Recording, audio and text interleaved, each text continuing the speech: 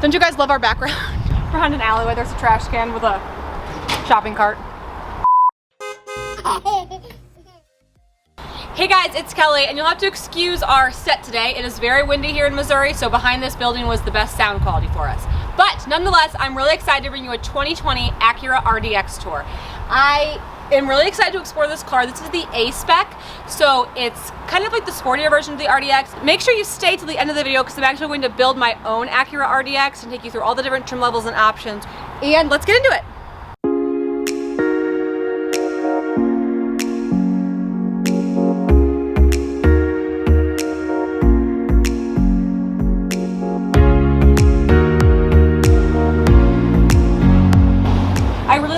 I like this cool like starburst kind of effect coming out of it. I think the headlights are very interesting and just something a little bit different, kind of catches your eye on the road. Of course, the big Acura A. I actually really like it in black. I think it's really sleek looking. We've got some really pretty lines going up. It's very like Batmobile-esque on the top. Just making up adjectives over here. Let's kind of get to the side profile. The wheels are a little bit basic, not my favorite, but they blend in nicely. It's kind of cute. It says Acura right there. It's a little bit smaller, so it's obviously not a 7-passenger. I'm taller than the car for reference, if that helps at all. But so far, it seems pretty spacious. We haven't tried our car seats yet, but just the little we've played around in it, I think it's gonna be a good car, but I could be wrong. Let's continue on to the back end. We have some beautiful wraparound taillights with some nice contrasting, some RDX badging right here. This, I'm like, can we shove it up underneath there? I'm not obsessed with that. And then I think the body lines in the back are just okay. Kind of basic exhaust on the bottom. Not obsessed with the back end. Okay, here's a shot of me in the driver's seat. It's very cockpit feeling. We've got this kind of, I don't even know what you call this, like a bridge element that really makes me feel like I'm kind of stuck in the seat. I think that gives it kind of a race car feeling. Also, if you notice the steering wheel, it's got this perforated leather right here, and it's a little bit thicker than regular steering wheels. We've got optional paddle shifters, and then all of our steering wheel controls here with more A-Spec badging at the bottom. So overall, I think the steering wheel and just like the cockpit feel is really nice.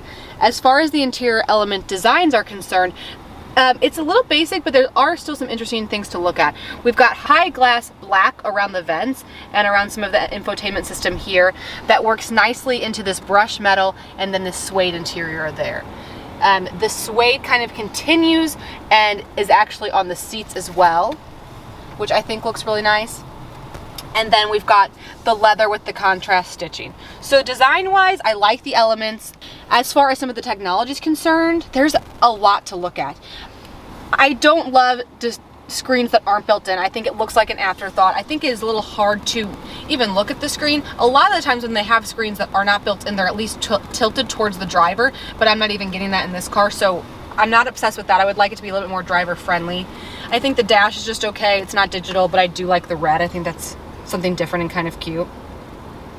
It's not a touchscreen, which is always just like confusing to me. And so then we're gonna have all of our buttons right here. We do have ventilated seats, heated seats. This is our shifter, which is just nothing but confusing. Let me put my foot on the brake. That's our reverse. That's our neutral. This is our drive. This is our park. It's like, why is everything a different button? That's just a little bit confusing to me. I'm sure you'd get used to it, but it's just okay. And then this is very cumbersome. This is actually how you control the display. So I guess this is like my wrist pad, but like that doesn't really work for me.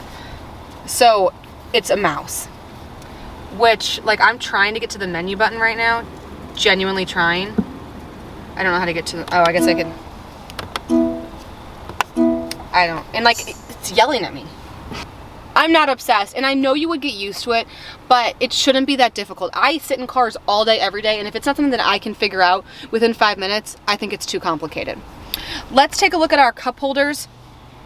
We've got 2 cup holders, and then I don't love that they're built in like that because I think it's gonna kind of limit what kind of drinks you could put in there. And this one looks bigger than that one. I forgot my cups today, sorry friends. We have one USB right there, and then I guess like a little change collector area. Inside the center console, oh, you can't even take that out. Oh, this cup, oh, that's sassy. Look at that.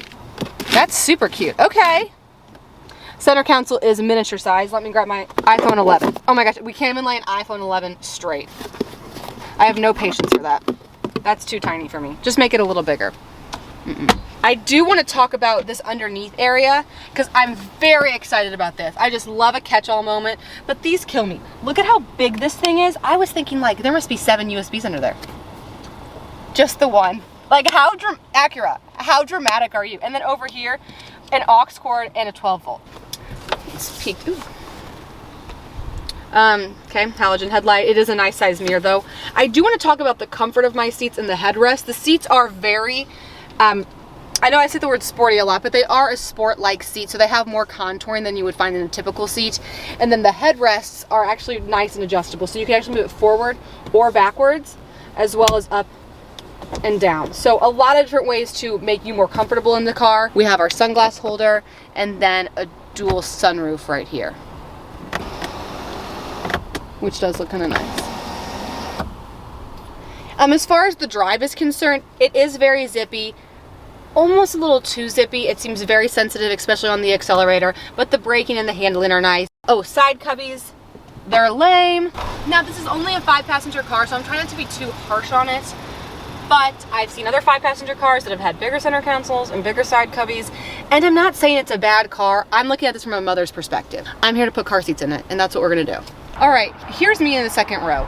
It's actually very roomy. I did set this seat for myself, and I'm pretty tall, I'm 6 feet tall. So you guys can see I have plenty of knee clearance. The seat is pretty wide. The middle seat though is really narrow. Like if I'm on the middle seat, like you can obviously see that my thighs are hanging off the middle seat. So it would be a little tight for 3 people back here, but I have actually great head clearance, which I'm excited about.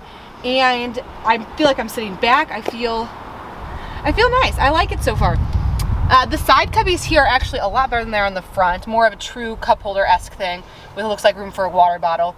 I think this chrome speaker with the chrome door handle is really pretty. We have some more contrast stitching right here. You know, I can see some more elements on this up top part, but it's fine. As far as my amenities go in the back, we do have 2 USBs, and then we have some vents down below. I don't have rear climate control, so I can't control my own climate, but we do have the vents nonetheless. I've got a light. Obviously that dual sunroof continues on into the back seat. The seats are pretty cool with this suede part right there. The car seat clips look like, oh, look at that. Ooh, okay, seems a little extra, but whatever. Let's get my Graco in here and see how it fits. So I've installed my Graco Extend to Fit rear facing. I'm actually pretty surprised with the amount of room I have. So it installed pretty easily, and then I actually have about, I would say almost 3 inches of clearance right there. So you can even move that seat back a little bit further if you wanted to. I am surprised and I'm impressed by that. So here's the shot of my F-Baby Vista. You know, there's plenty of room in the trunk. I can put this all sorts of different ways. We still have rooms for this week's groceries. I mean, I'm happy that like this isn't too low for me. We've got a powered tailgate. So to put down that second row, there's just these levers on either side. So all you have to do is pull it. Hold it. Huh? Let's pull it again. I'm pulling. Okay.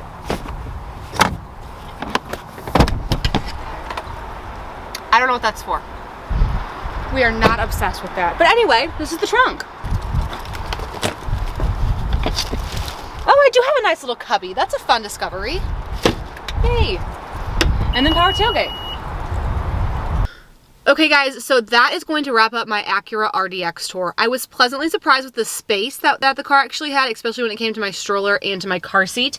As far as everything else, I kind of had the same gripes I had with the MDX. I think the infotainment system is a little bit hard to use. If you have one, definitely let me know in the comment section. Does it get easier? Is it always hard? I'd love to hear your guys' thoughts. But overall, I think it's a pretty good 5-passenger option, especially if you're looking for a more sporty vehicle, but you still have to have car seats. So thank you guys so much for watching. Make sure you subscribe to my YouTube channel. I'll be posting tours hopefully weekly. And make sure you leave a comment below with which car I should review next.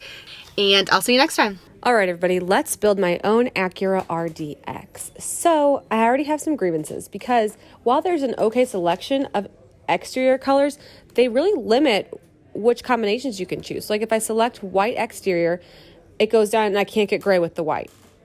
And then if I were to select red, my only option is the beige. So I don't like that I'm told what I can and cannot do. But I'm going to actually do it in black because I think the car looks great in black. And I love this brown interior. See, look at this. You can't get black on tan, so I'm going to do black on this like chocolate, which I think is pretty cute. The wheels, I mean, there's two options. I think these ones are a little bit nicer looking unless I'm going to upgrade. So I'm just going to stick with these. I think they look fine. It's a 4-cylinder turbo, so we're going to keep that. I am going to upgrade to all-wheel drive for an extra $2,000 because that would be important to me. And then going through these two packages, you definitely need the technology package just so you can get things like blind spot. I was kind of shocked that that wasn't standard on there. So for $2,900, you can get front and rear parking sensors, rear cross traffic, and blind spot, and then some other nice upgrades. Looking into the advanced package, I'm not going to select this one. While I like some of the features that come with it, from a mom's perspective, it doesn't really provide me with that much more safety features, and it's really expensive. I mean, $5,000 for, you know, a rear camera washer, LED fog lights, heads-up display. I mean, those are features I'd like to have, ventilated seats, of course, but they don't make the car that much safer, so I'm not going to select that.